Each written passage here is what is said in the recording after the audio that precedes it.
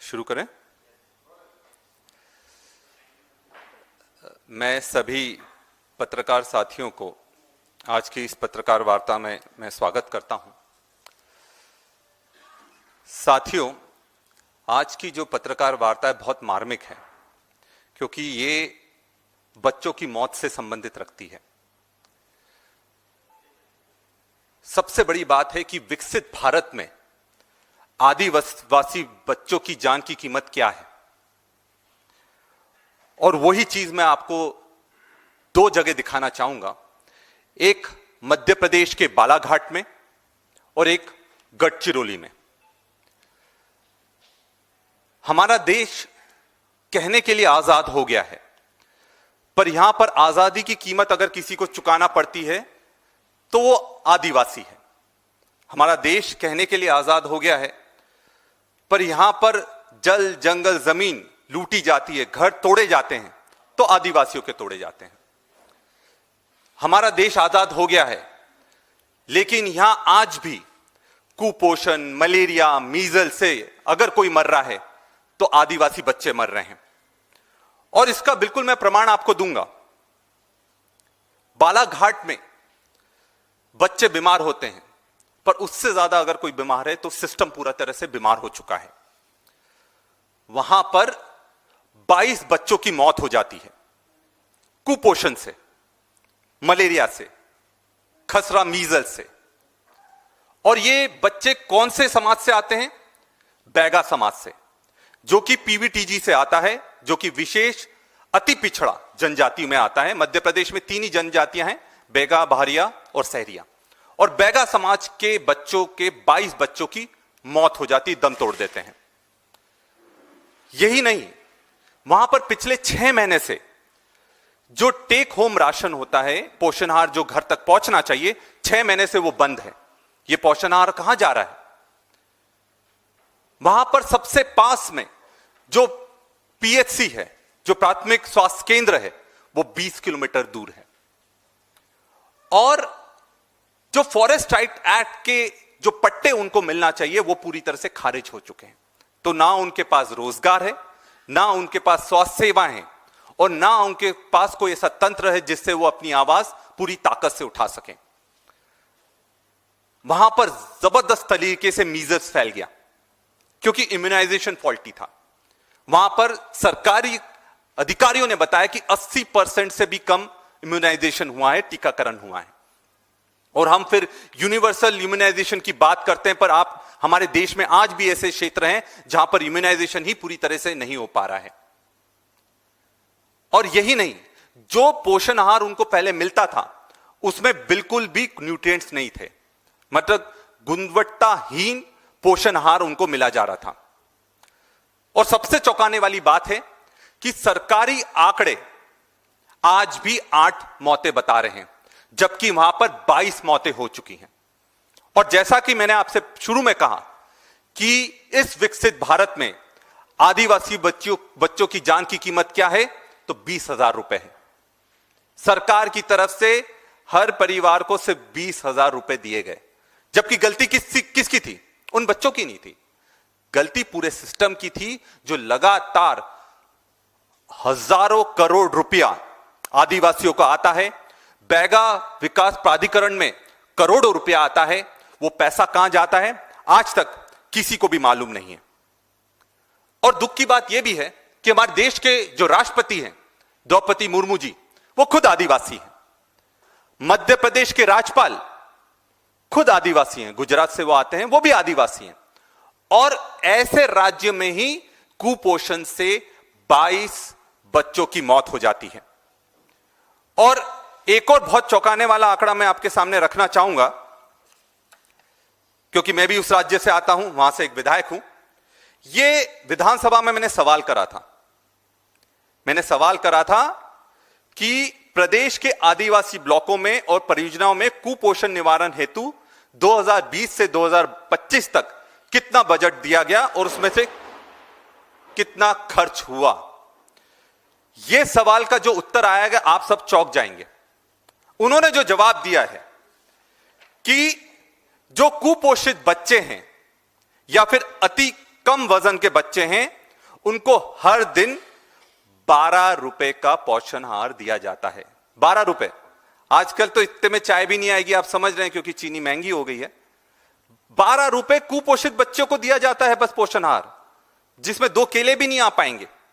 और उसके बाद यह भी उनने जवाब दिया कि महिला एवं बाल विकास विभाग द्वारा आदिवासी ब्लॉकों में इस परियोजना हेतु कोई भी बजट का प्रावधान नहीं है। मतलब सरकार जहां पर सबसे बड़ा आदिवासियों का जो प्रदेश है, वहां पर महिला बाल विकास विभाग के पास इसके लिए कोई भी बजट नहीं है। और ये केंद्र सरकार से आता है। जब हमने मंत्री जी से सवाल करा तो वो कहती है तो केंद्र सरकार से नहीं आ रहा, इसलिए हम नहीं दे पा रहे हैं। और यह भी कहा कि जो पूर्णवास केंद्र होते हैं, न्यूट्रिशन रिहैबिलिटेशन सेंटर्स होते हैं, वहां पर जो कि बहुत ज्यादा कमजोर बच्चे आते हैं, उनके इलाज के लिए कुल मिलाकर 980 रुपए खर्च करे जाते हैं। अब आप मुझे बताइए, आज के दिन में 980 रुपए में इलाज हो सकता है क्या?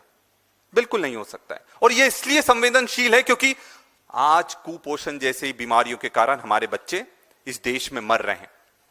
दूसरा मैं उदाहरण आप सबके सामने रखना चाहूंगा महाराष्ट्र का। महाराष्ट्र में गढ़चिरौली में 3 बच्चियां जो कि अपने हॉस्टल में, जो कि ट्राइबल हॉस्टल है, जनजातीय हॉस्टल है, उनमें सो रही थी और उनको सांप ने डस लिया और उनकी मौत हो गई।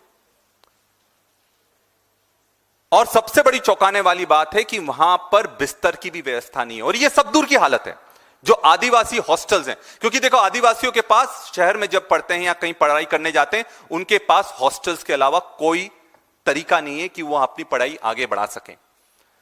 तो वहां पर एक ही कमरे में 70 से ज्यादा बच्चियां सोती थी, जमीन पर सोती थी, और जमीन पर सोने के साथ साथ उनको बिस्तर का भी किसी तरह से कोई प्रावधान नहीं था। तो इस घटना में 6 बच्चियां इससे अस्पताल में भर्ती करवाई गई थी, उसमें से 3 बच्चियां मर गई थी। सोचने वाली बात यह है कि यहां का प्रभारी मंत्री कौन है? गढ़चिरौली का प्रभारी मंत्री कौन है?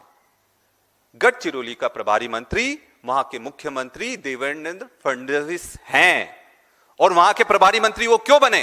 क्योंकि खदानें वहां पर हैं। सारी की सारी खदानें, सारा का सारा पैसा जो बड़ी बड़ी उद्योगपतियों को, कंपनियों को जाता है, गढ़चिरौली से जाता है। तो खुद मुख्यमंत्री जी वहां के प्रभारी मंत्री बन जाते हैं और वहां पर हॉस्टलों की इतनी बुरी हालत है कि वहां पर सांप के डसने से बच्चों की मौत हो रही है। अभी नासिक में एक भूख हड़ताल चल रही है, बड़ा आंदोलन चल रहा है स्टूडेंट्स का, इन्हीं हॉस्टल्स के लिए चल रहा है कि इन बच्चियों को न्याय मिलना चाहिए, दोषी अधिकारियों के खिलाफ कार्रवाई होना चाहिए और पूरे प्रदेश के हॉस्टलों के जो जर्जर हालत है उसमें सुधार होना चाहिए। एक और बहुत बड़ा आंकड़ा जो मैं आपको देना चाहूंगा, यह रिपोर्ट है, एक अखबार में छपी थी। इस रिपोर्ट में साफ साफ लिखा है कि महाराष्ट्र में पिछले 2 सालों में हर दिन 1 से 2 बच्चों की मौत हॉस्टल्स में हुई है, हर दिन। तो 2 साल में 550 से 600 बच्चे हॉस्टल्स में मर गए हैं। क्या यह आंकड़ा चौंकाता नहीं है? क्या हम अपने बच्चों को वहां भेजेंगे कि नहीं भेजेंगे? और जो सबसे बड़ी चौंकाने वाली बात है कि इतना कुछ हो रहा है पर वहां की सरकार कुछ नहीं कर रही है। पहली वाली जो स्लाइड है,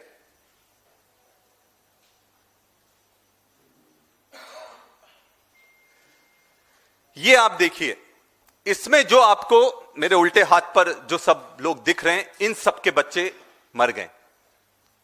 ये आपके बच्चे भी हो सकते थे, हमारे बच्चे भी हो सकते थे। तो निश्चित तौर पर इस पर हमको पूरी तरह से अपना ध्यान भी आकर्षित करना चाहिए और इस पर अपना ध्यान फोकस कर इसका निवारण भी करना चाहिए। कुछ के यहां, इन लोगों में से कुछ के यहां पर दोनों बच्चे चले गए, 2 ही बच्चे थे, और कुपोषण में दोनों बच्चे, कुपोषण मीजल्स में दोनों बच्चे खत्म हो गए। और एक और चौंकाने वाला इसमें आंकड़ा जो मैं आपको बताना चाहता हूं, वहां पर आंगनवाड़ियों में 3 साल से कोई भी आंगनवाड़ी कार्यकर्ता नहीं है। तो हम जो कहते हैं कि ये विकसित भारत है, हम लोग विश्व गुरु बन रहे हैं, ये भाजपा का भारत है, ये बीजेपी का भारत है, ये मोदी जी का भारत है, जहां पर कोई भी प्रताड़ित नहीं है, तो ये उसकी सबसे बड़ी तस्वीर है जब हम अपने बच्चों को पोषण आहार तक नहीं दे पा रहे हैं। और हमारी मांगे एकदम साफ हैं कि इसकी विशेष कमेटी बनना चाहिए बालाघाट में और गढ़चिरौली में, ताकि दोषी अधिकारियों पर कार्रवाई होना चाहिए। ये ऐसी कमेटी नहीं हो कि कमेटी बन गई उसके बाद उसका कुछ नहीं हुआ, उस पर तत्काल प्रभाव से दोषी अधिकारियों पर कार्रवाई होना चाहिए। और हर हॉस्टल का एक सेफ्टी ऑडिट होना चाहिए, क्योंकि हॉस्टल्स के सेफ्टी ऑडिट कब से नहीं हुए होंगे ये आप खुद देख लीजिए। मैंने मध्य प्रदेश में ये डिमांड करा था कि सेफ्टी ऑडिट होना चाहिए। जब सरदारपुर में 2 बच्चों की मौत हो गई थी करंट लगने से, वो गीजर खुला था, उसमें हाथ डाला, करंट से वो मर गए, ये हमारे मध्य प्रदेश में हुआ। तो आप ये जानकर बहुत चौंक जाएंगे, सरकार की तरफ से जो आया कि हमारे यहां पर सेफ्टी ऑडिट का कोई भी रिकॉर्ड नहीं है। आप सोचिए, ये उस प्रदेश की मैं बात कर रहा हूं जहां पर सबसे ज्यादा आदिवासी रहते हैं और वहां पर हॉस्टल्स के सेफ्टी ऑडिट का कोई रिकॉर्ड नहीं है। तो हमारी मांग है कि हर हॉस्टल का, ट्राइबल हॉस्टल का, आदिवासियों के हॉस्टल का सेफ्टी ऑडिट होना चाहिए। उसमें फायर सेफ्टी भी आता है, बाकी भी ऑडिट रहते हैं। यहां जिस तरह से गढ़चिरौली में हमने देखा कि जालियां ही नहीं लगी थी, खुली खिड़कियां थी, उससे कोई भी जानवर आ सकता है, जंगली जानवर आ सकता है, कुछ भी हो सकता है। तो ये चीजों का हमें निराकरण होना चाहिए, क्योंकि ये देश पर सबसे ज्यादा पहले किसी का अधिकार है तो आदिवासियों का अधिकार है, क्योंकि सबसे पहले वही मालिक थे।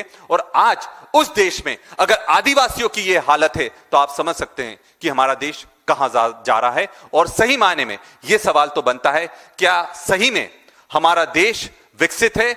क्या सही मायने में हमारा देश सबके लिए आजाद है? बहुत बहुत धन्यवाद। अगर कोई पत्रकार साथी इसमें सवाल करना चाहते हैं तो कर सकते हैं। Thank you.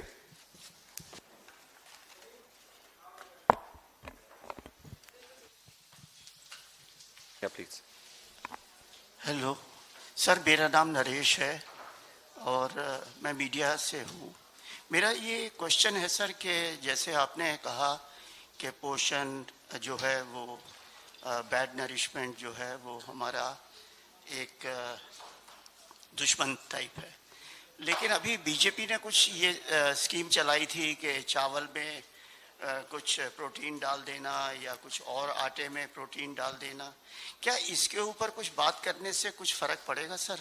मैं आपसे ये प्रश्न पूछ रहा हूँ। देखिए, मैं डॉक्टर हूं इसलिए मैं आपसे कहूंगा कि ये सरकार बड़े बड़े दावे कर रही है। फोर्टिफाइड राइस की आप बात कर रहे हैं, बेसिकली फोर्टिफाइड राइस की बात कर रहे हैं। आज सबसे बड़ी दुख की बात यह है कि मिड डे मील और पोषण आहार में सबसे ज्यादा घपला हो रहा है। सरकार नई योजना चालू करती कि हम घर पर जाकर आप लोगों को राइस देंगे, आपको चावल देंगे, टेक होम राशन आपको अलग से देंगे, पर असली में हकीकत में पहली बात पोषण आहार ही नहीं मिल रहा। जो सबसे बड़ा उदाहरण बालाघाट का है, 6 महीने से पोषण आहार नहीं मिला, और जो मिल रहा है उसमें पूरी तरह से गुणवत्ताहीन आहार मिल रहा है। क्योंकि सिर्फ आहार देने से नहीं होगा, जब तक उसमें न्यूट्रिएंट्स नहीं होंगे, प्रोटीन्स नहीं होंगे, माइक्रो न्यूट्रिएंट्स नहीं होंगे, तब तक वो आहार किसी काम का नहीं है। आप एक तरफ अंडों का विरोध करते हैं कि मिड डे मील में अंडे नहीं देना चाहिए। अरे पोषण कहां से मिलेगा, प्रोटीन कहां से मिलेगा? उस कारण से कमजोर हो रहे हैं, उस कारण से मैलनरिश्ड हो रहे हैं, और बीमारियां उनको पकड़ रही हैं। सबसे बड़ा कारण बीमारियां पकड़ने का होता है मैलनरिशमेंट, कुपोषण होता है। अगर आप उनको आहार नहीं देंगे तो वो प्रतिरोधक जो क्षमता है उनकी कैसे बढ़ेगी? और आज आपने उनको मजदूर बनाकर रख दिया है, उनके पास इतनी खेती ही नहीं बची है कि वो उस पर खेती कर सकें। फॉरेस्ट राइट एक्ट में सबसे ज्यादा दावे निरस्त कर दिए गए। सैटेलाइट इमेजरी की बात करते हैं, 2005 के जो दावे हैं उनको भी खारिज कर दिया आपने। तो हकीकत यह है कि आप उनको रोजगार के साधन नहीं दे रहे हैं। मनरेगा में जो थोड़ा बहुत उनको रोजगार मिलता था, आज वीबी ग्राम जी आने के बाद 50% उसमें रिडक्शन हो गया है। 50% कम हो गए हैं जो लोग उसके लिए आते हैं। तो आप बताइए, ना उनके पास जमीन है, ना उनके पास रोजगार है, ना बच्चों को देने के लिए पोषण आहार है, तो वो बच्चों को पालेंगे कैसे और उनके बच्चे जीवित कैसे रहेंगे? Thank you.